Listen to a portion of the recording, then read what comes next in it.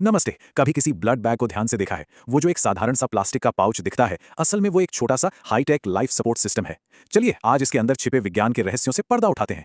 ये सवाल तो दिमाग में आता ही है ना? हमारे शरीर में जब भी चोट लगती है तो खून बहना बंद करने के लिए जम जाता है। तो फिर वही खून एक बैग के अंदर घंटों या कहिए दिनों तक लिक्विड कैसे बना रहता है? इसका जवाब मॉडर्न मेडिसिन के सबसे बड़े चमत्कारों में से एक है। देखिए, इसका सारा राज एक केमिकल बॉडीगार्ड में छिपा है जिसे कहते हैं एंटीकोएगुलेंट। ये एक ऐसा गुमनाम हीरो है जो पर्दे के पीछे रहकर ये पक्का करता है कि खून हमेशा जान बचाने के लिए तैयार रहे। तो ये एंटीकोएगुलेंट आखिर करता क्या है? इसे ना खून के लिए एक पॉज बटन समझिए। ये खून के जमने की जो नेचुरल प्रक्रिया है उसे कुछ समय के लिए रोक देता है। इससे होता यह है कि खून ट्रांसफ्यूजन के लिए एकदम लिक्विड और इस्तेमाल के लायक बना रहता है। इसके बिना डोनेट किया गया खून तो मिनटों में ही बेकार हो जाए। पर ऐसा भी नहीं है कि कोई भी केमिकल ब्लड बैग में डाल दिया। एक अच्छे एंटीकोएगुलेंट्स को कई मुश्किल टेस्ट पास करने पड़ते हैं। उसे सिर्फ खून को जमने से ही नहीं रोकना, बल्कि ये भी पक्का करना है कि वो जिसे खून चढ़ रहा है उसके लिए जहरीला ना हो, और तो और खून के सेल्स को भी कोई नुकसान ना पहुंचाए। मतलब ये एक बहुत ही नाजुक बैलेंस का खेल है। और यहीं से हमारी कहानी का सबसे दिलचस्प हिस्सा शुरू होता है। ये है समय के खिलाफ एक दौड़। वैज्ञानिकों ने दशकों तक ऐसे घोल बनाने के लिए मेहनत की जो डोनेट किए गए खून को ज्यादा से ज्यादा समय तक जिंदा रख सकें। जरा इस टाइमलाइन पर नजर डालिए। हम 21 दिनों से शुरू हुए थे और आज 42 दिनों तक पहुंच गए हैं। हर नया फॉर्मूला, एसीडी से लेकर सीपीडी, फिर सीपीडीए और आज का सैगम, इन सब ने हमें डोनेट किए गए खून को और ज्यादा समय तक बचाने की ताकत दी है। 42 दिन मतलब पूरे 6 हफ्ते। सोचिए तो, इस एक्स्ट्रा टाइम का मतलब क्या है?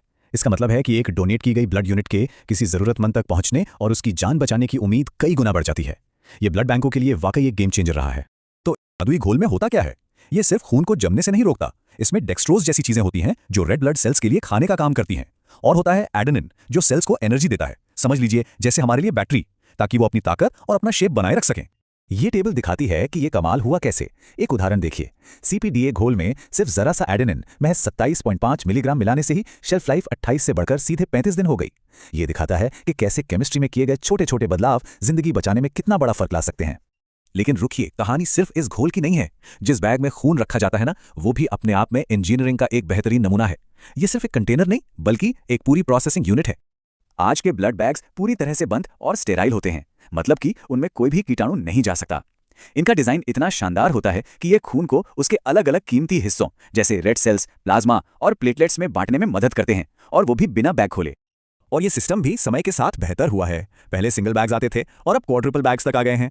हर नए कदम ने हमें एक ही डोनेशन से ज्यादा जान बचाने वाले कंपोनेंट्स निकालने की ताकत दी है। इससे रेड सेल्स, प्लाज्मा, प्लेटलेट्स और यहां तक कि क्रायोप्रेसिपिटेट जैसे खास हिस्से भी अलग किए जा सकते हैं।